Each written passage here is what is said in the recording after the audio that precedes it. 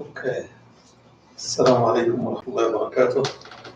Peace be unto you. We're finished with ayah number 40, surah number 24, and we are resuming from ayah number 41. Surah number 41 starts off with a rhetorical question. It says, haven't you seen that everything that is in heaven and everyone that is in heaven and in the earth are all engaged in the praise of Allah and the lined up birds, meaning birds who are lining up to fly from place to place. Each one has known its own prayer and its own praise. And Allah is fully knowledgeable of what they do. Let's explain what this ayah is referring to. The ayah is asking a rhetorical question. Haven't you seen? The Quran uses this type of question when something is quite obvious and easy to note and see.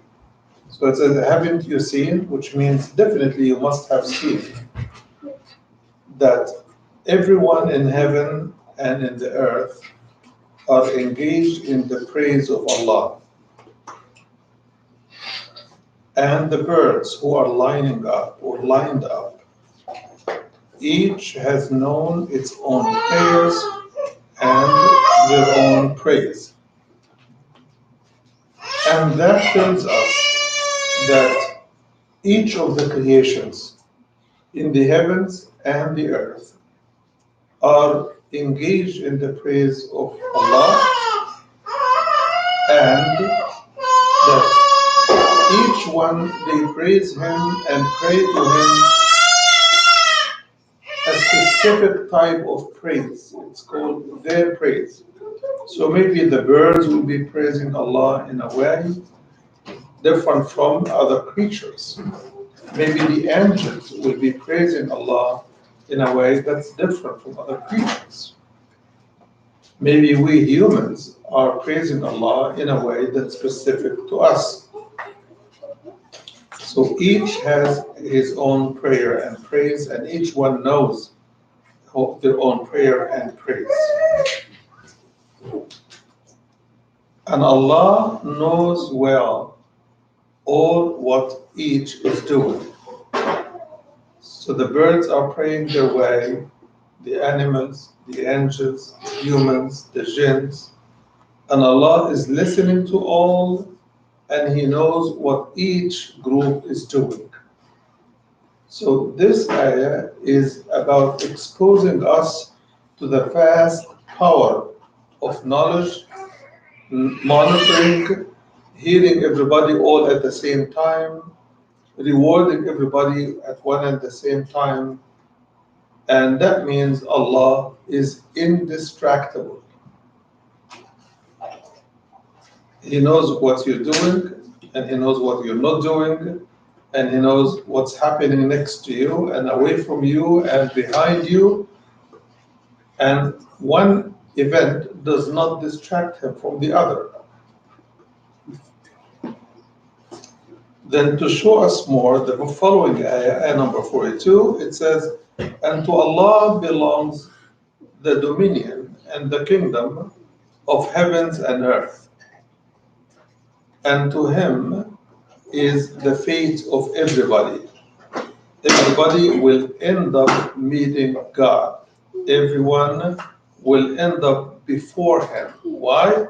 Because after resurrection, He summons everybody to His presence for reckoning. So to Him belongs the fate of everyone. Then another rhetorical question in ayah number 43. Haven't you seen that Allah would push the clouds and then joins between them, then he would make it stack on top of each other, and you see drops and water coming through it. And he would send water from heaven as he would send mountains of hail. You've not seen the word mountains of hails before, but we've seen the hails, right? But if you see the amount of hails that comes all at once when it is a heavy hail rain, it really could not point to anything other than that the clouds are carrying mountains of hail. When we see the clouds, we see that they don't carry anything because they are so fluffy and there is nothing in them. But if you look at a hurricane, for example, you see how much water hurricane carries. When it pours it, it can drown a whole city, and we've seen that before. So as it carries that very heavy rain to a point or destination, the clouds also carry hail. Those mountains of hail would be sent down, and it would hit the ones that Allah wills for them to hit, and it will be thrown or taken away from the people or the things that Allah wills that they are protected from the hail. The spark of the lightning of which event, which means a thunderstorm, almost will take out the sight of people who look at it.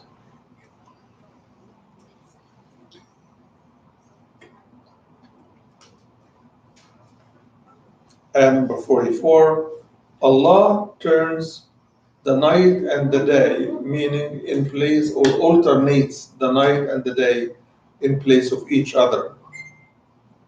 In this, there is a lesson to be learned for those who have their sights.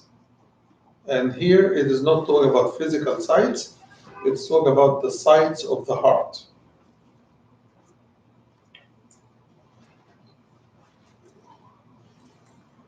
So, what are the signs or lessons that we learn from the turning of the day and the night? You know that in the night, the tendency is for people to seek rest, seek a place for rest, to sleep overnight. And the tendency is for the day to seek your living, to earn your living, or to do whatever you want to do in the daylight time. So here the Quran is reminding us that it is the blessings of Allah that He alternates the day in place of the night and the night in place of the day. He makes one of them come out of the other or enter into the other. So the daylight would cover the darkness in the sunrise time, and the opposite is true at the sunset time. The night will cover the day, it will disappear as if it entered a dark zone, and the daylight will disappear. Also, we note that the night and the day are not only about light, it is also about how long you have the night and how long you have the day.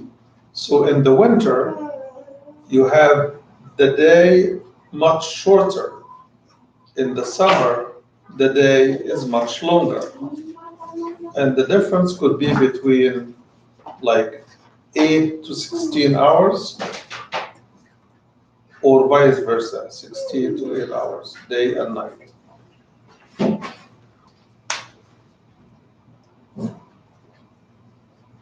As if in that exchange between the length of the day and the length of the night, Allah is telling us, listen, in the winter, you need the night more than you need the day. So in the winter, the day is short, is long. No. In the winter, the day is long. No, the opposite. Yes, yes. So in the winter, the night is long and the day is short. In the summer, it is the opposite.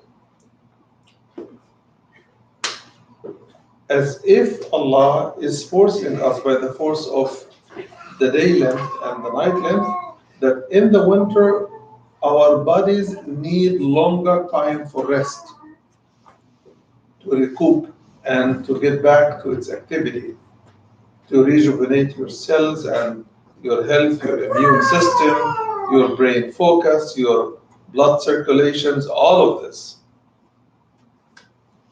So people who spend the winter nights up the whole night, they are losing a lot of benefit. Definitely people who spend the night up in the summer, they are losing more because the night in the summer is much shorter.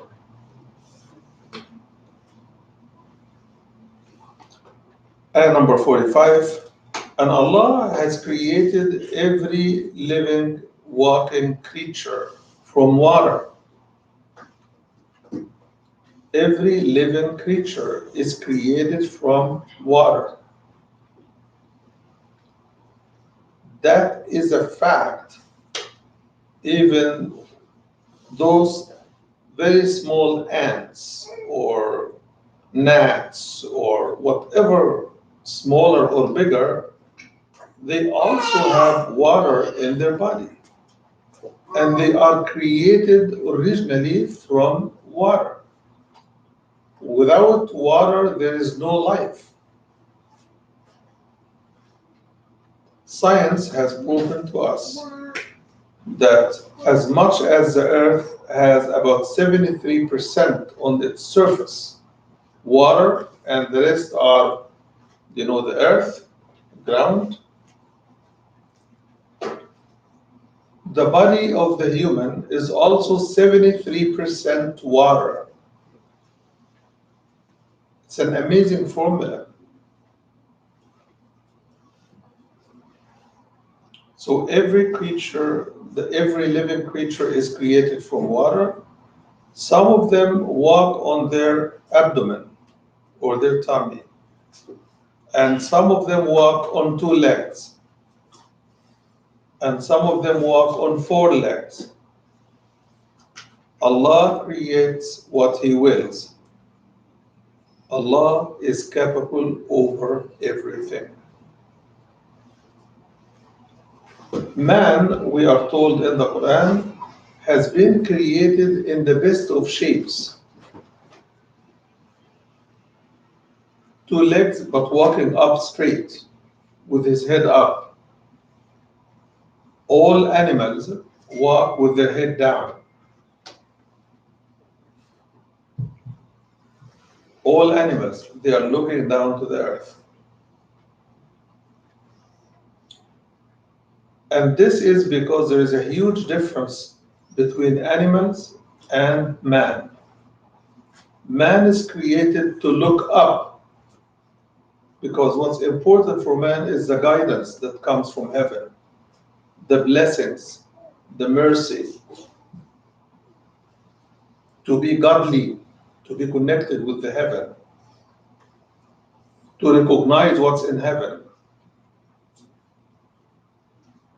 But for the animals, they are just looking for food and water.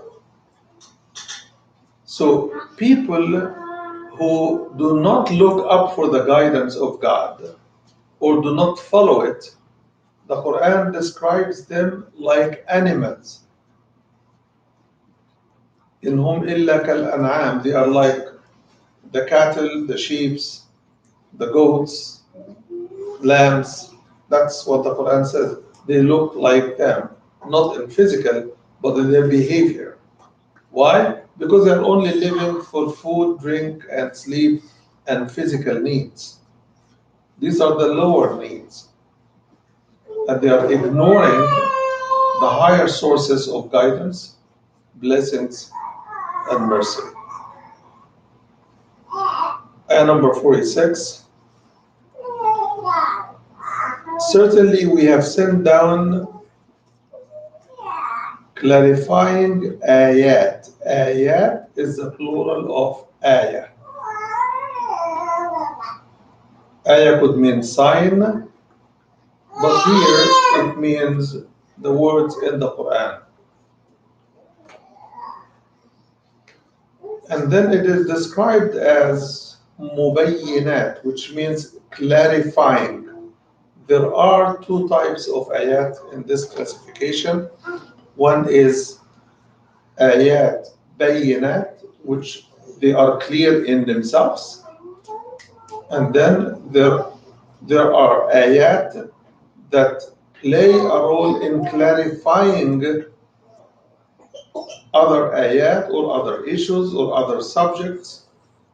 So they are clarifying, which means explanatory.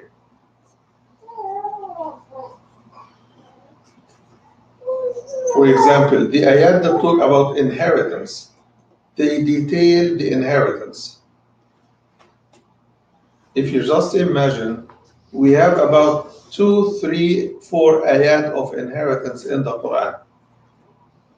Can you believe out of the 4 ayat comes a course of study which is called the inheritance subject that is studied in the College of Islamic Studies for 1 full year, 2 long semesters. And if you pass this course, you are a great student. It has mathematical formulas, it has mathematical processes of addition, division, multiplications. Uh, it has a lot of study to do, and it has a lot of members in the family to account for who inherits in what case, who inherits how much. Then you keep changing the formula, and it keeps giving you different results. So the course is very difficult, while it's mentioned in the Quran in 4, 5 ayat maximum. So these are ayat that clarifies, and they also need clarifications, they need explanations in terms of application, how to apply them.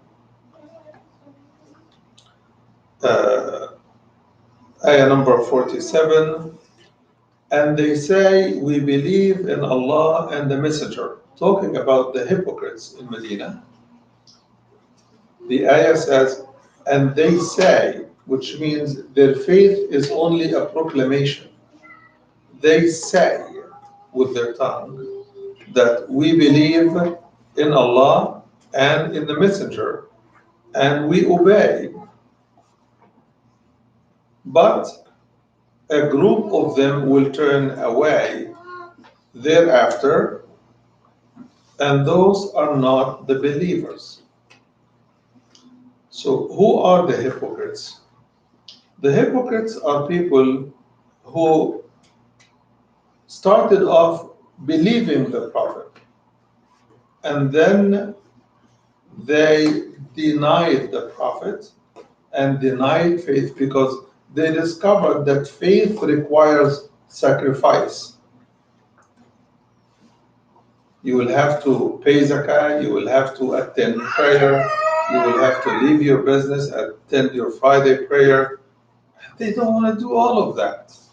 But much more demanding is the fact that you have to participate in the defense of your country, your community, in case there is an attack.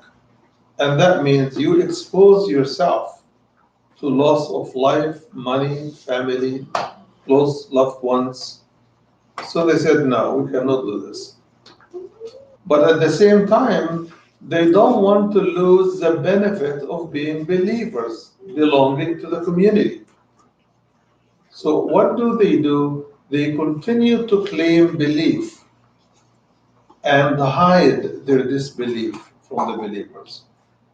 But when they go with the disbelievers or the enemies of the Prophet, they would go and tell them, listen, we are with you, but we are just mocking them, we're just playing them off.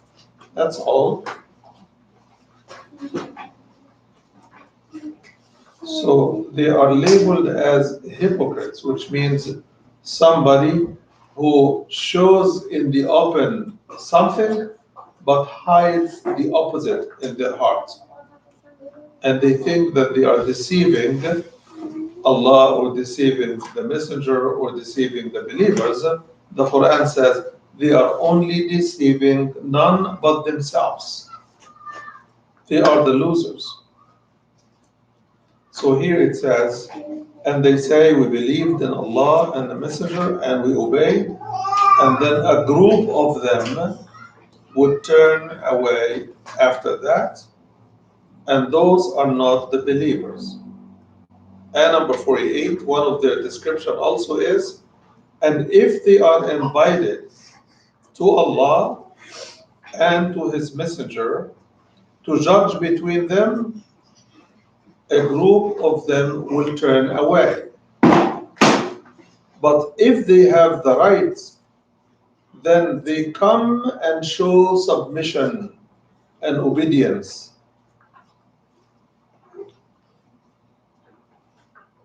Then ayah number 50, do they have disease in their hearts? Or do they doubt? Or are they afraid that Allah or His Messenger would treat them unjustly? Nay, they are the unjust ones. They are the wrongdoers. This set of ayat, 47 to 50,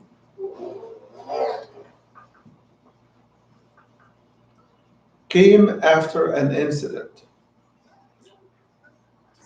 A Muslim person got into a dispute with a Jewish person. So the Jewish person told him, let us go to the messenger, even though he doesn't believe in him, but he knows that the messenger has a firm way towards justice. He doesn't take bribes, he has no biases for or against somebody. He would not favor one over the other. He would only favor truth and justice. So the Muslim person says, no, I want to go to your rabbi. And because that person knew that that rabbi used to take bribes to judge for the person who gives him a bribe. So he refused and he insisted that they must go to the Prophet. And when they went to the Prophet, sure enough, rendered his judgment in the favor of the Jew because he had the right. The Muslim was not satisfied, or the hypocrite, I would say, because calling him a Muslim is not the right thing. So that hypocrite was not satisfied. So what does he do? He goes and takes the Jew with him to Abu Bakr, the closest friend to the Prophet. And he says, Abu Bakr, we went to the Prophet, this is the case, he judged for him. What's your judgment? He said the same. Again, the hypocrite was not satisfied. So he leaves Abu Bakr and he goes to Umar ibn Khattab, Umar ibn IBN al-Khattab, Al-Khattab, al-Khattab, which is the second closest friend and companion to the Prophet. Umar was known to be one of the toughest people when it comes to truth and justice and discipline. So when the hypocrite presented the case to him and told him they went to the Prophet, they went to Abu Bakr, they said, and now you're coming to me, right? He said, yes. He said, okay, wait for me. I will come back to you in a minute. He went inside the home, he got his sword, and he told them, you're not satisfied, are you? He said, no, I'm not. He chopped his head and said, this is my judgment for the ones who refuse the judgment and the ruling of the Prophet.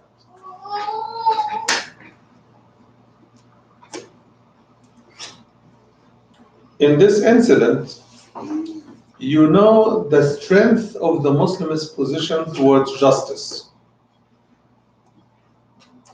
even if it is against someone other than the person who claims to be a Muslim.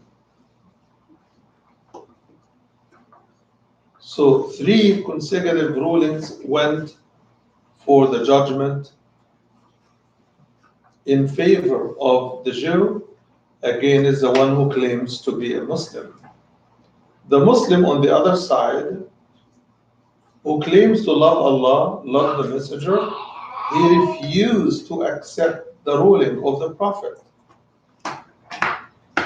Hence, the ayat are asking, do those hypocrites fear that Allah or His Messenger will do them any injustice? They are the ones who are the wrongdoers. So the reason he didn't want to go to the Prophet to start with was that he knows that the truth is not going to be with him and the Prophet will never judge for him. He knows.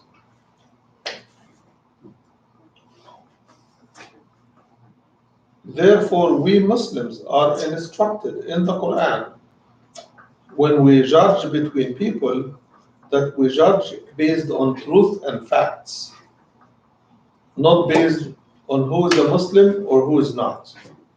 It doesn't matter. And the Quran makes this very clear. We went over this in both Surah number 4 and Surah number 5. So the Quran concludes a principle for us in ayah number 51. It says, the believers saying when they are invited or called to Allah and His Messenger to judge between them is normally to say nothing but we hear and we obey.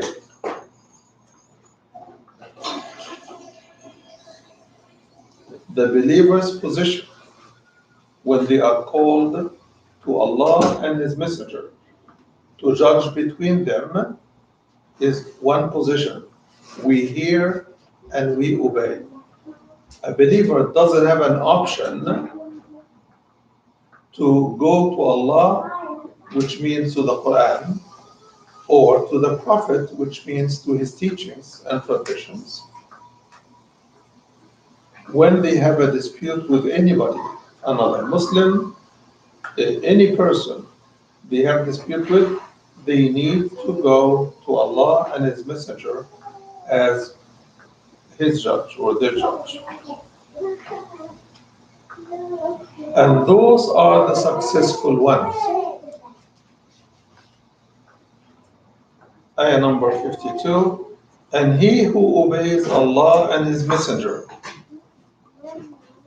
and is in awe of Allah and is mindful of Allah, those are the winners. So the conditions to be a winner is to obey Allah, to obey the Messenger, to fear Allah, to be mindful of Allah, then you qualify to be among the winners. Then back to the hypocrites who refused to go out with the Muslims to defend the Medina against an impending attack by the pagans. As we mentioned, hypocrites don't want to expose themselves or risk anything. So when the call came that everybody must get ready, pick your arms, and join the Prophet, they say, no, we're not going. And they bring false and flimsy excuses. We explained this phenomenon in Surah number 9 extensively. So here, this ayah 53, is capturing the essence of that type of behavior. It says, and they swore by Allah their earnest, that if you had ordered them, they would go out with you. Say, do not swear. It's not about swearing. Obedience is known. And that's one explanation of that statement. The other explanation is your type of obedience is known to us. Which means when you are called to join the rest of the Muslims to defend your family and your state or your country or your city, obedience is to go out. It's not to swear, it's not to bring excuses. So swearing is not a substitute for obedience. Ayah number, it says, say, meaning say, O Muhammad, obey Allah and obey the messenger. If they turn away, then he will have nothing upon him except what he was charged of responsibility. And upon you is whatever you have been charged of responsibilities. And if you obey him, you will be certainly guided. And the Prophet has no responsibility more than to convey the message. Then Ayah 55 talks to all the believers, saying, Allah has made a promise to those who believed amongst you and did righteous deeds, that He will grant them the succession in the land as He granted it to those before them.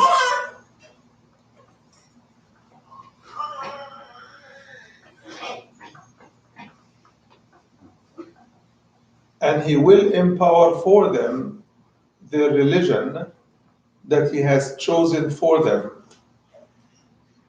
And He will substitute their fear with security, provided that they worship me and associate nothing with me. So what does Allah promise? Allah is promising the following, that if people believe in Allah and do righteous deeds, He will give them the leadership position and power in the land as He gave it to those before them. And He will empower their religion for them, meaning their religion will have the power and the support of Allah to prevail and to spread. And He will replace their fear with security.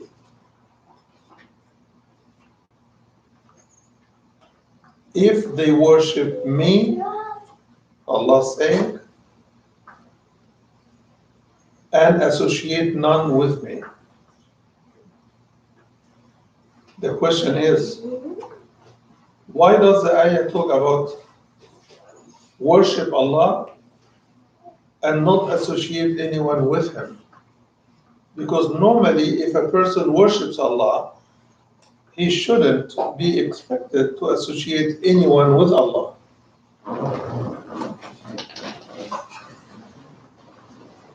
But this is a superficial understanding because in reality, many Muslims who worship Allah through their prayer and fasting and maybe Hajj and other worship, but they associate with Allah when Allah's ruling works against them.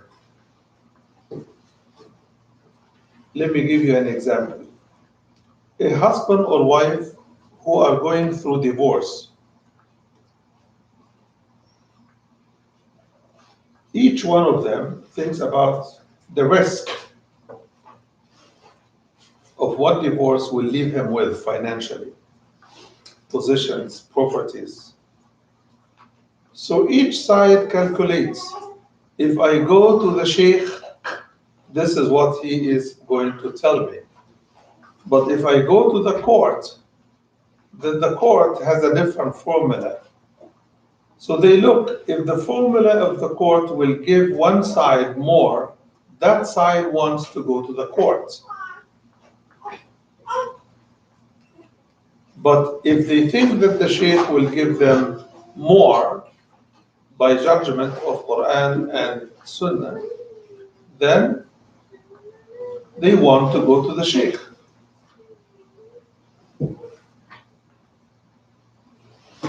And if it is the opposite, you will see them reversing position. And this is similar to the position of that hypocrite who didn't want to go to the Prophet. So when the ayah says, worship me and never associate anything with me, it means what it says. Don't go for a judgment. If Allah has a judgment in a matter, if the Prophet has a ruling in a matter, take it if you believe. If you don't take it knowing what it is, and you prefer the other because it gives you more, then you are a hypocrite. You are not a believer.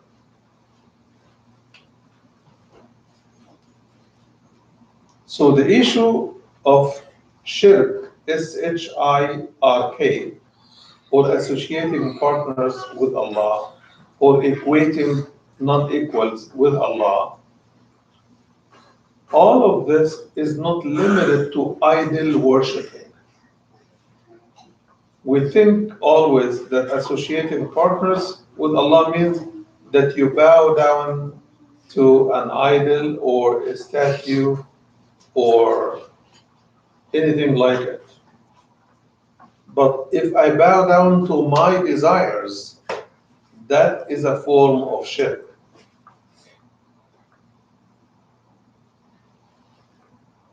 And this is one of the forms of shirk that is most difficult to get rid of.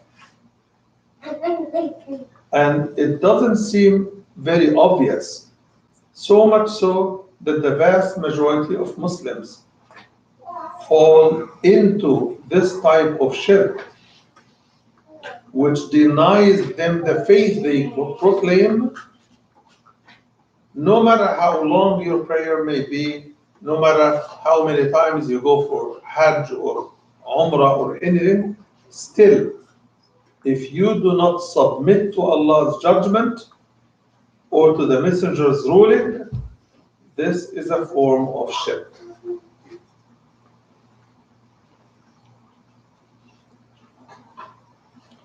So, worship me and associate nothing with me.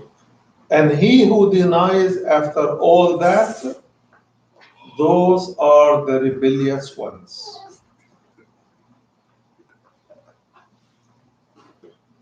So Allah is now calling disobedience of the ruling of Allah or the ruling of the Prophet, is calling it shirk, S-H-I-R-K, and he is calling it kufr, which is denial of Allah subhanahu wa ta'ala. Then ayah number 56, and establish prayer and perform zakat, which is the due charity, and obey the messenger so that you may receive the mercy of Allah.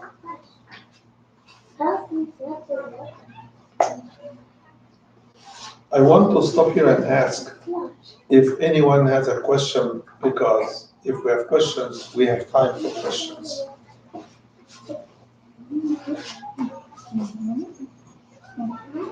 I have. So in a group, we were in discussion about divorce. And if, for example, they got married and then got a divorce, and the court agreed to dissolve that marriage, Yes. do they still go to the imam again for a second decision? For prayer again? Or they don't have to? They just go to the court and get that divorce? Or do they have to go to court and then go to the imam again to get his decision? Which? Because the court is not obliged to follow the guidance of the Quran. The court will only judge by the law. The law at times may render a judgment that is close to the Quran, and at other times it may be far from the Quran. The Quran considers certain factors as to who gets what. The court only considers the law. And as we know, the law differs from one state to another. So we have 50 family laws in America. For each state, its own laws. But as Muslims, we have only the law and guidance of Allah and His Messenger. So let us say the court has made a judgment, and they gave one party something that does not belong to them, Islamically speaking. Then that party, if he takes what the court gives them, they will have to pay it on the day of judgment.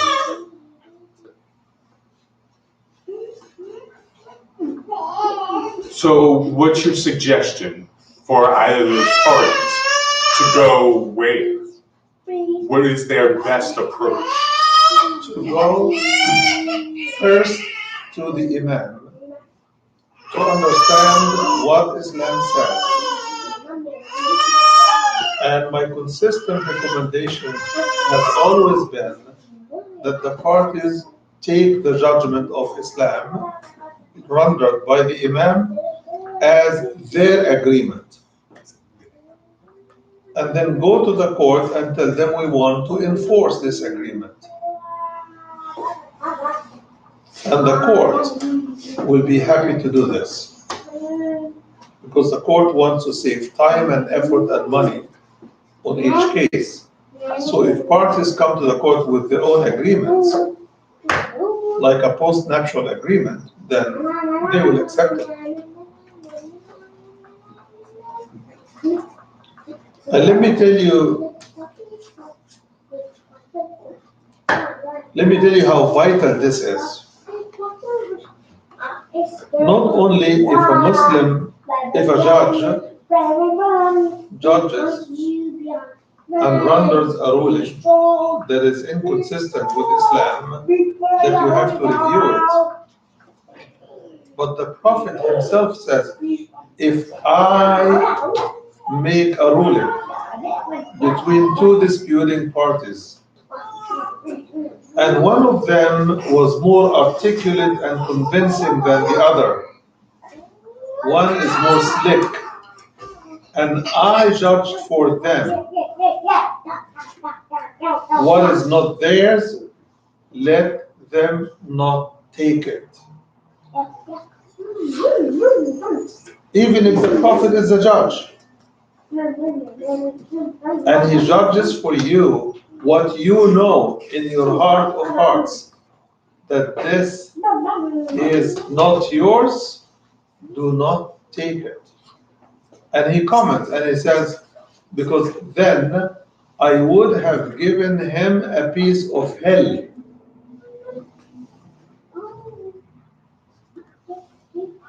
If this is true when the judge is the Prophet ﷺ, what about if the judge is anyone else? So the bottom line, never take what is not yours. And somebody may say, no, but this is mine because she did this or he did that.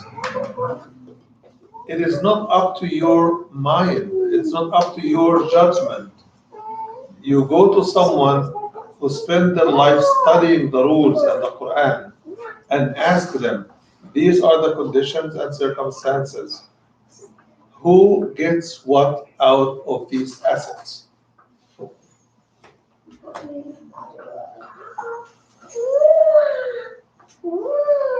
Okay. Any other question?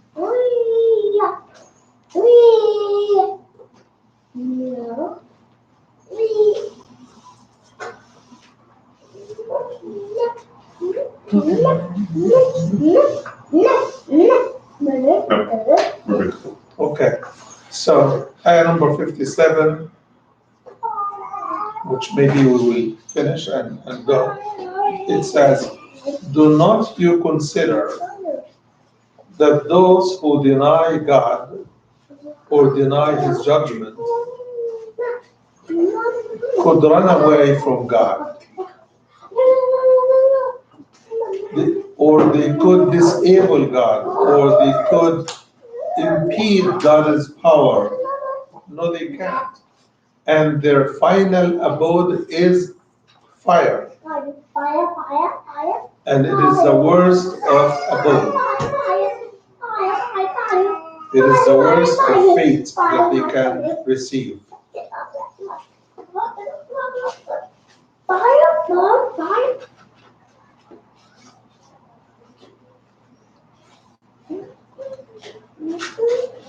So the next section will start us on another subject that will take us more time than we have. So just stop finishing ayah 57, and next time, inshallah, we will start with ayah number 58. The same surah.